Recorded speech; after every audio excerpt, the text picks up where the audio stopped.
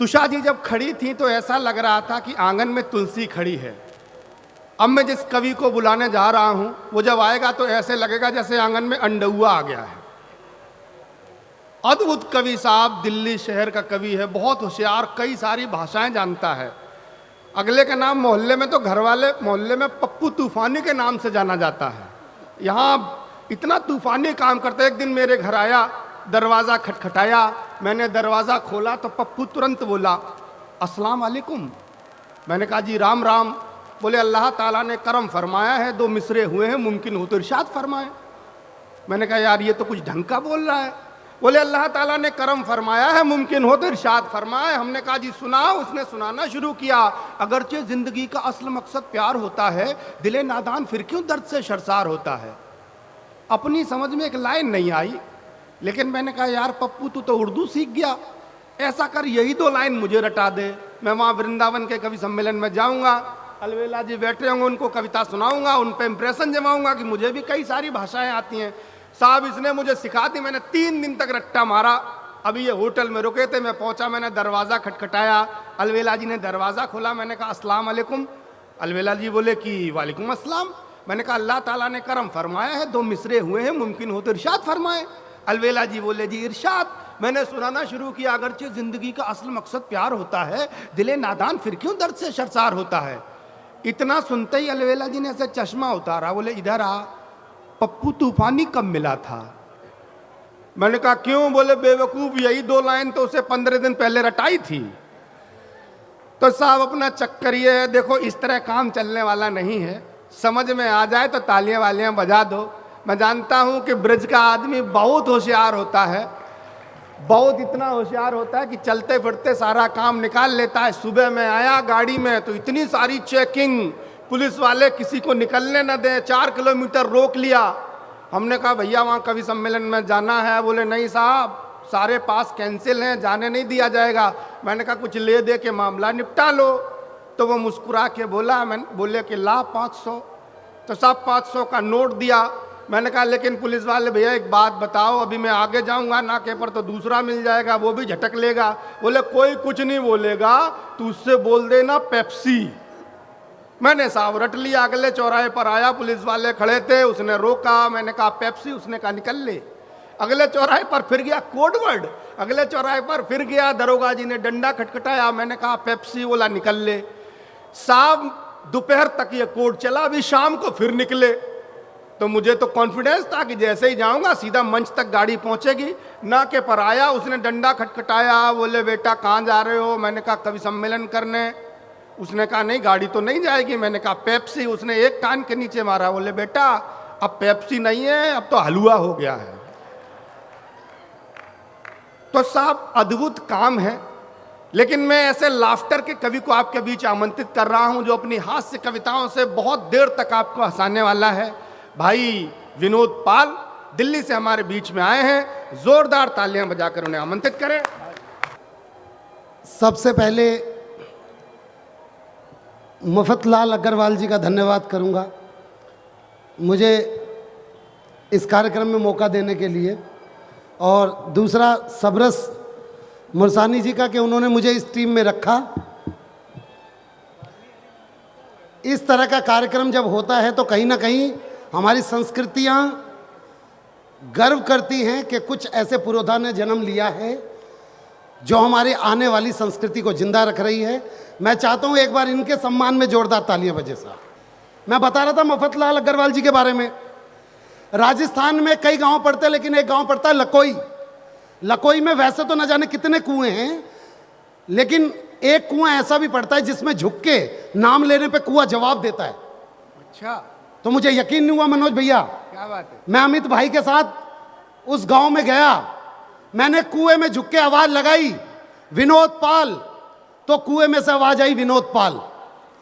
अमित शर्मा ने अपना नाम लिया अमित शर्मा, तो कुएं में से आवाज आई अमित शर्मा। मैंने बोला यार अच्छे अच्छे कवियों को मौका देने वाले मफतलाल अग्रवाल जी का नाम लेके देखते हैं कुआं क्या जवाब देता है। तो मैंने नाम लिया मफतलाल अग्रवाल जी, तो भाई साहब कुएं में से कोई आवाज नहीं आई। मुझे टेंशन होगी यार, ये तो बहुत अच्छे काम करते हैं।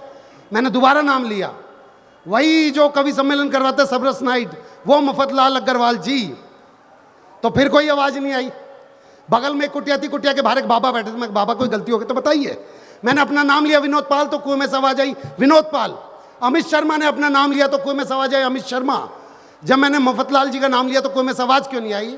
बाबा बोले बेटे दुनिया में विनोद पाल का जवाब हो सकता है, अमित शर्मा का जवाब हो सकता है, मफतलाल अग्रवाल जी का कोई जवाब नहीं है। वो लाजवाब व्यक्ति। भाई क्या बात है। भाई साहब आपने जैसा बोलने के लिए कहा था मैंने बोल दिया। तो मेरा लिफाफा तो इन सबसे अलग बनवा देना थोड़ा सा। बढ़ गया। बस बहुत अच्छे तरीके से सुन रहे हैं आप। मैं देख रहा हूं आप लोगों ने इस संस्कृति को जिंदा रखा हुआ है साहब। मैं जुड़ने की कोशिश करता रहूंगा आप लोगों से। हालांकि हो सकता है आप में से कुछ लोग हो जो पहली बार सुन रहे हो। आपको बस कुछ भी नहीं करना, जहां पे मैं ये हाथ उठा दूं आपको बस तालियां बजानी है। मैं जम जाऊंगा, मेरी पेमेंट मिल जाएगी। बाकी इन कवियों पे देख लेना, जिस पे अच्छा लगे बजा देना। मैं जुड़ना चाहता हूं सब आपसे। तो भाई साहब आपके लिए, मफतलाल जी आपके लिए। अच्छा मैं बतला दूं, सबरस भाई का मेरे पास फोन आया। अच्छा यहां मफतलाल अग्रवाल जी हैं अमित भाई बात सुनना, यहां पे तो मफतलाल अग्रवाल जी हैं। सबरस भाई का फोन आया मेरे पास। सबरस भाई ने बोला हाँ विनोद मुफ्त का कार्यक्रम करेगा? भाई बहुत बढ़िया। मैंने बोला भैया होली के सीजन में भी मुफ्त का कार्यक्रम करवाओगे क्या? कह रहे नहीं तू समझा नहीं। मैं कहा क्या? कह रहे मुफ्त का कार्यक्रम है, बड़ा मंच मिलेगा। मैं कहा भैया बिना पैसे के मैं नहीं आऊंगा। कह रहे मुफ्तलाल अग्रवाल जी के बारे में कह रहा हूं। बहुत अच्छे इंसान मैं बतलाऊं, मैं जुड़ना चाहता हूं आपसे। तो भाई साहब आपके लिए स्वागत है।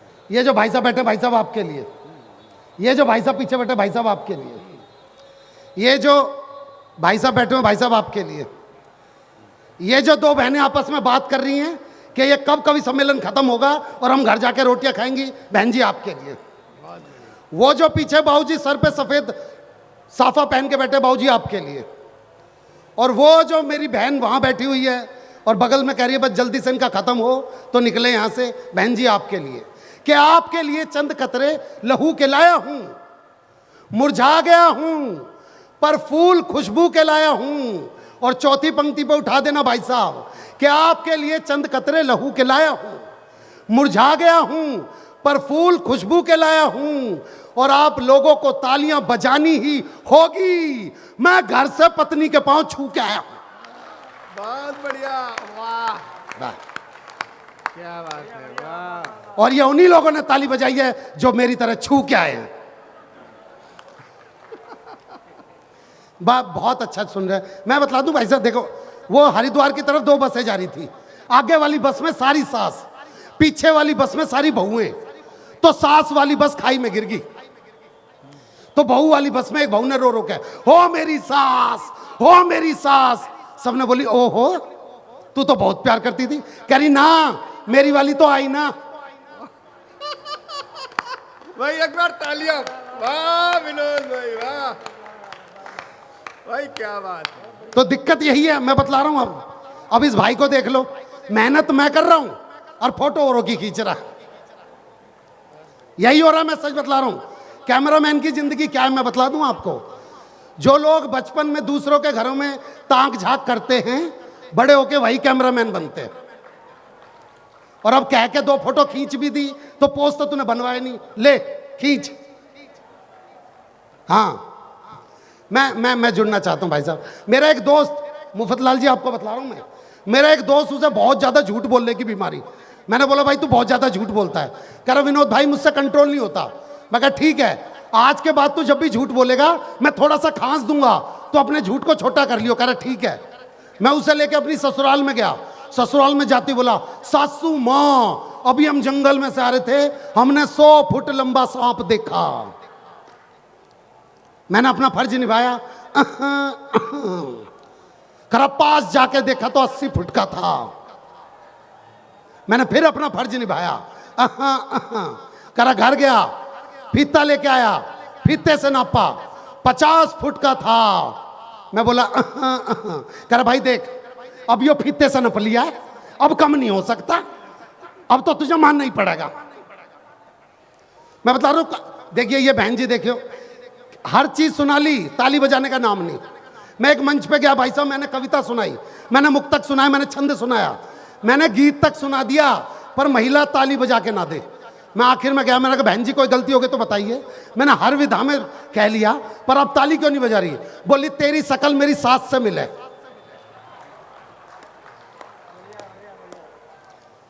तो ऐसे भी हालात हैं हमारे देश में, हम इन्हीं से ही जूझते हुए आगे बढ़ रहे हैं। और देखिएगा हम कहां जाके विधिवत में पड़ जाते हैं। मैं 4 पंक्तियां आपसे जोड़ना चाहता हूं साहब, पहले 4 पंक्ति से जुड़िएगा। आज के दौर में भी अगर ये 4 पंक्तियां मैं इस मंच से रख रहा हूं तो आप लोगों का विश्वास चौथी पंक्ति में खुद दिखाई देगा। अमित भैया सुनना, चौथी पंक्ति सुनिएगा भैया, मनोज भैया सुनिएगा।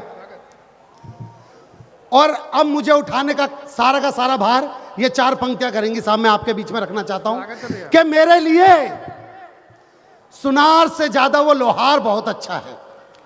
भैया पंक्ति सुनना, कि मेरे लिए सुनार से ज्यादा वो लोहार बहुत अच्छा है, वो जो ठुक ठुक नहीं करता उसका एक ही वार बहुत अच्छा है, और वो जो मेरे देश के सैनिकों का सर झुकने ही नहीं देता। भाई कुछ भी कहो मेरा चौकीदार बहुत अच्छा है, भाई कुछ भी कहो मेरा चौकीदार बहुत अच्छा है। वाह वाह वाह, आप बहुत अच्छा सुन रहे हैं। अभी कुछ लोगों ने कोविड का भी विरोध किया, कि उनका विरोध किस चीज को लेकर, क्या भ्रम फैला हुआ है। अगर आप तक बात पहुंचे तो आगे तक बात पहुंचाइएगा, क्या भ्रम है। जो लोग इसका विरोध कर रहे हैं वैक्सीन का, उनकी पंक्ति सुनिएगा कि ना हम चैन से जी पाएंगे ना हम चैन से सो पाएंगे। विरोधी कह रहे साहब, ना हम चैन से जी पाएंगे ना हम चैन से सो पाएंगे, भगवा ही भगवा दिखेगा, ना हंस पाएंगे ना रो पाएंगे, और बस एक यही कारण है वैक्सीन ना लगवाने का। अहमद कह रहा था कि फिर बच्चे नहीं हो पाएंगे।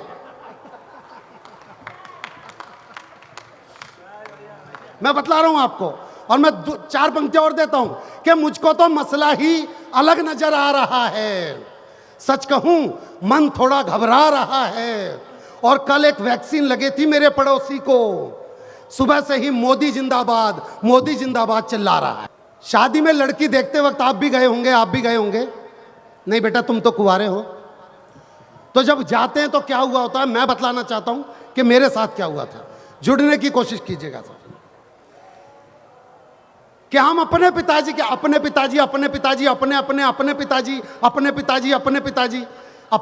इसलिए कह रहा हूं क्योंकि हमारे देश में एनडी तिवारी जैसे लोग भी बहुत हैं। कि हम अपने देश में, कि हम अपने पिताजी के साथ अपने लिए बहू देखने गए थे, फोटो में तो जच गई थी, अब बहू देखने गए थे। तो लड़की वालों के घर पहुंचा तो देखा गजब नजारा था, और यह नजारा आपके घर का भी हो सकता है भाई साहब, कि लड़की वालों के घर पहुंचा तो देखा गजब नजारा था, सास सज धज के खड़ी थी मेरी, और ससुरा झाड़ू लगा रहा था। बहुत बढ़िया, वाह। क्या बात ताली वाली नहीं बजा रहे, आपके घर का किस्सा सुना रहा हूं मैं। और ससुरा झाड़ू लगा रहा था और घर में सास की चलती थी। ये एक दृश्य समझा रहा था, सास के तन पे बनारसी साड़ी और लुंगी में ससुर हमारा था, और मेरा होने वाला साला गजब ढा रहा था, जोरू का गुलाम साड़ियां धो धो के सुखा रहा था। बहुत बढ़िया विनोद भाई, क्या बात। और मेरी थोड़ी सी चिंता तो इस बात से भी बढ़ रही थी, मेरी थोड़ी सी चिंता तो इस बात से भी बढ़ रही थी, मेरी होने वाली साली पड़ोसन की चुटिया पकड़ के लड़ रही थी। बहुत बढ़िया। ससुर ने अंदर बुलाया, सोफे पे बिठाया, और जैसे ही हम सोफे पे बैठे मुंह से निकला उई, उठ के देखा तो सोफे पे गड़ी हुई थी सुई। ससुर शर्माते हुए बोला, वो मैंने तेरी सास की साड़ी में फॉल लगाया था। ससुर शर्माते हुए बोला, वो मैंने तेरी सास की साड़ी में फॉल लगाया था, जल्दबाजी में इस सुई को उल्टा मैंने गड़ाया था। खैर उसे चाहे नहीं मैं कह सकता, हमारे लिए जो आई थी लगता था जैसे चाय नहीं बाबा रामदेव की दवाई थी। और तालियां तो अब बजाना, और चाय के साथ जो बिस्कुट आए थे, चाय के साथ जो बिस्कुट आए थे, लगता गलती से परोस दिए, कुत्तों के लिए मंगवाए थे।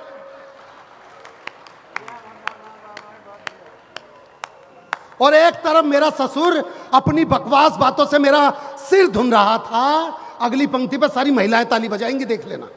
एक तरफ तो मेरा ससुर अपनी बकवास बातों से मेरा सिर धुन रहा था, बगल में खड़ा लड़की का जीजा स्वेटर बुन रहा था। ससुर ने तभी बेटी आ जाओ कहकर आवाज जो लगाई, 2.5 हाथ का घूंघट करके वो लड़की पिराई।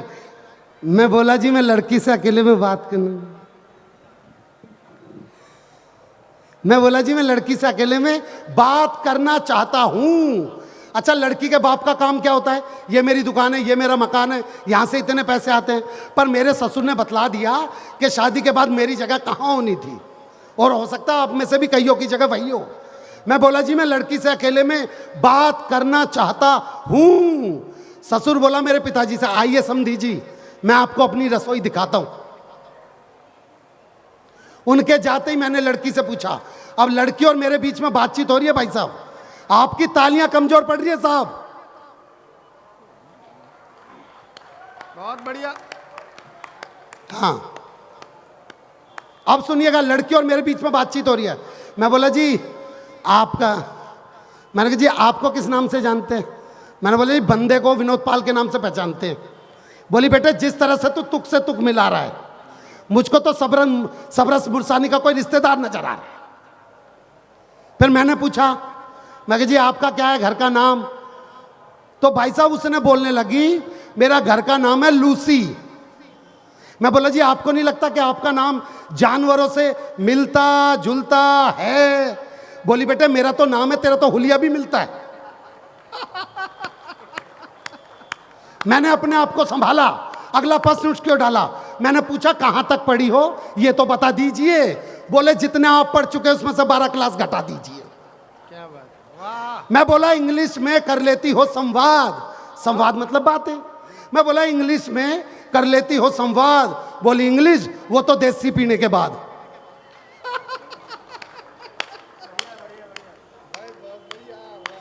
फिर उसने पूछा सच सच बता, क्या तूने कभी किसी बड़े मंच पर कविता सुनाई है?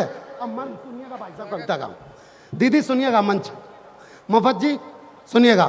वो बोली सच सच बता, क्या तूने कभी किसी बड़े मंच पर कविता सुनाई है?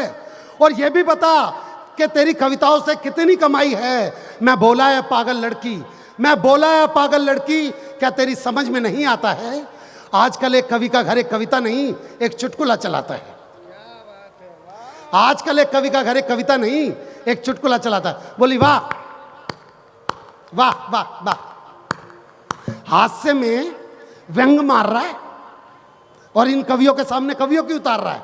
फिर तो उसकी इच्छाओं की शुरू हुई बरसात, और कुछ ही देर में पता चल गई हमको अपनी औकात। बोली नेता का रिश्तेदार नहीं तू, करता भ्रष्टाचार नहीं तू, पास तेरे कार नहीं है, ढंग का कारोबार नहीं है, कंप्यूटर पे अकाउंट नहीं है, जेबों में अमाउंट नहीं है, कपड़ों में स्टाइल नहीं है, कंपनी का मोबाइल नहीं है, HP का लैपटॉप नहीं है, तेरे संग स्कोप नहीं है। बहुत बढ़िया विनोद भाई, वाह। सर से लेके पांव तक मुझको लकवा मार गया। एक लड़का होकर के मैं मॉडर्न लड़की से हार गया। अब तो जिस भी मंच पर जाता हूं बस यही 4 पंक्तियां गुनगुनाता हूं कि जमीन पे रह के क्यों आसमान ढूंढते हो, पतझड़ में घर बसा के क्यों बागवान ढूंढते हो, और शादी ही समस्याओं की जड़ है कुंवारो, क्यों अपनी मौत का सामान ढूंढते हो, क्यों अपनी मौत का सामान। बस एक बार आपकी जोरदार तालियां मिल जाएं साहब। मिल गई, वाह।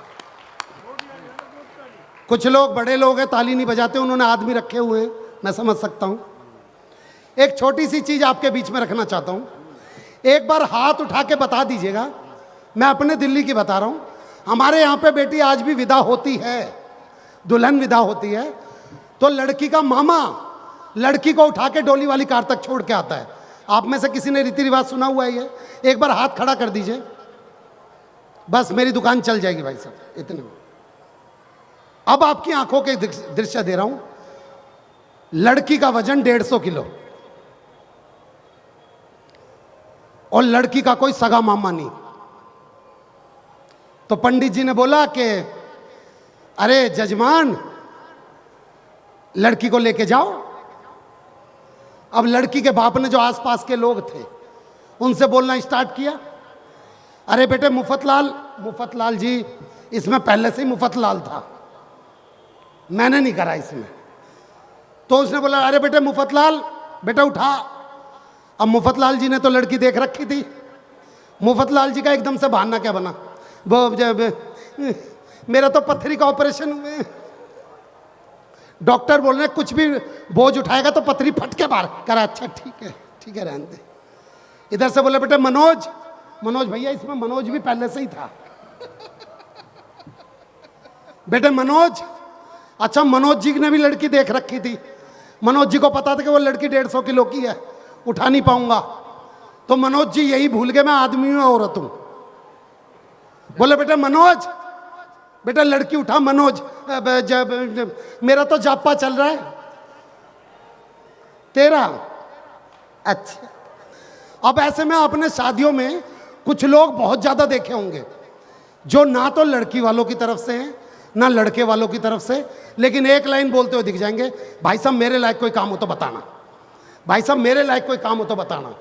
अब एक व्यक्ति जो कि मात्र 40 किलो का, जिसे पता ही नहीं चल रहा कि यहां पे क्या मुद्दा चल रहा है, लड़की के बाप से जाके बोला, बाबूजी मेरे लायक कोई काम हो तो बताना। अब काम तो उसका वहां पे इंतजार कर रहा था। लड़की के बाप ने बोला, जा छुटकी को लेके जा। अब उसने छुटकी देखी, क्या बात है।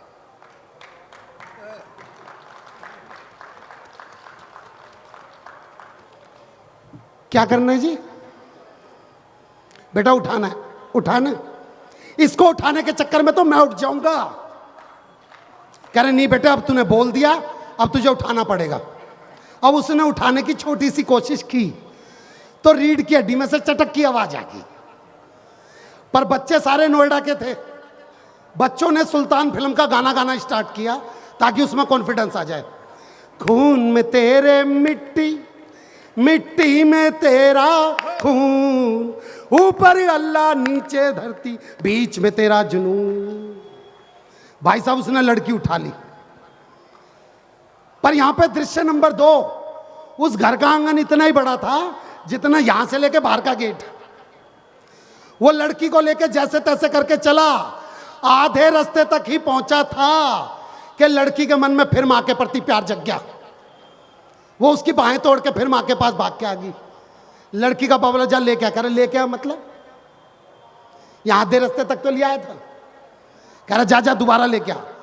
अब उसने दोबारा उठाने की कोशिश करी तो यहां पे दृश्य नंबर 3, उस लड़की की बड़ी बहन जो कि 180 किलो की थी, उसने अपना 30 किलो का हाथ उसी कंधे पर रख दिया जिस पर पहले से 150 किलो पड़ा था, और चलते हुए बोलिए, देख ससुर का सम्मान करना है, सास का सम्मान करना है, नंद को बहन की तरह देखियो, और देवर बोला तो लिख के दे दे, मैं गाड़ी में दे दूंगा।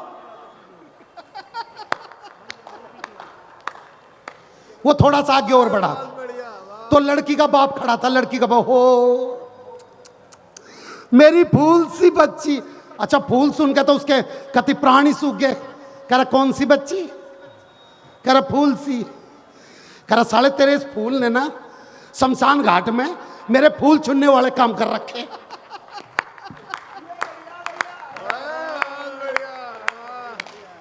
लाड लाड में केक खिला दिया इस पापा की परी को। वो थोड़ा सा आगे और बढ़ा तो जिसने उठा रखी थी उसकी पत्नी और उसका बेटा वहीं पे खड़े थे, और पत्नी रो रही, करी ना बचे ये, आज ना बचे, आज ना बचे। ऐसे में भी उसकी हिम्मत देखो। बोला शांति, रोवे क्यों है? तो शांति का जवाब सुनो। करा या तो आज ये विधवा हो जाए, या तो आज ये विदा हो जाएगी, या फिर मैं विधवा हो जाऊंगी, और होना क्या है बस। ऐसे में भी उसका जवाब सुनना। क्या कहा उसने? करा कोई दिक्कत की बात ना है, अगर मुझे कुछ हो जाए तो अपने छोरे को मुफतलाल अग्रवाल जी से मिलवा दियो, कहीं ना कहीं तो छोटी मोटी दुकान खुलवा के दे देंगे। बहुत बढ़िया। वो थोड़ा सा आगे और बढ़ा तो एक पंडित जी आगे। कह रहे जजमान मुझे ऐसा लग रहा है इस लड़की को उठाने में आप बहुत ज्यादा कष्ट भोग रहे हो। मैं आपके लिए हनुमान चालीसा पढ़ देता हूँ, आप जल्दी जल्दी सरपट लेके पहुंच जाओगे। बोला महामृत्युंजय जा पाता हो तो पढ़ दे एक बार, आज नहीं बचने का मैं। इतने में लड़की की बुआ आ गई, और लड़की की बुआ जमीन पे लेट के और उसके दोनों पैर पकड़ के बोला है, अरे मैं मर जाऊंगी, मैं अपनी बेटी ना ले जाऊं तो मैं मर जाऊंगी। बोला देख, जिसने तुम्हारे घर की इज्जत उठा रखी हो उसकी इज्जत नीचे नहीं करनी चाहिए, पैंट ढीली है।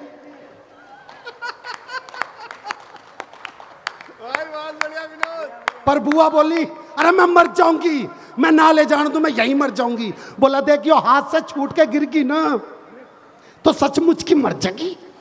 बुआ साइड में खड़ी होगी, वो थोड़ा सा और आगे बढ़ा, अब वो बिल्कुल गेट तक पहुंच गया और उसे लगा बस अब ये तो डोली वाली कार दिख गई उसे। वो गेट तक पहुंचा, इतने में से फिर पीछे से किसी ने आवाज मार दी, अरे भाई लड़की की दादी कुछ कहना चाह रही है। कर सालो मेरी सुपारी उपारी ले रखी है कि। अब दादी आई, दादी भाई 1945 वाली दादी आके बोली, बोले भैया क्या कह रही है यू? कह रहे भैया सांस फूल रही है, सांस। कह रहे सालो किसी की उखड़ भी तो रही है।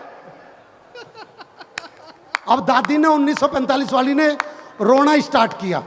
1945 की बस एक ही लाइन बोलती थी, हो मेरी चिड़िया उड़ गई रे, ओ मेरी चिड़िया उड़ गई रे। बोला किसी के तोते भी तो उड़ा रही है।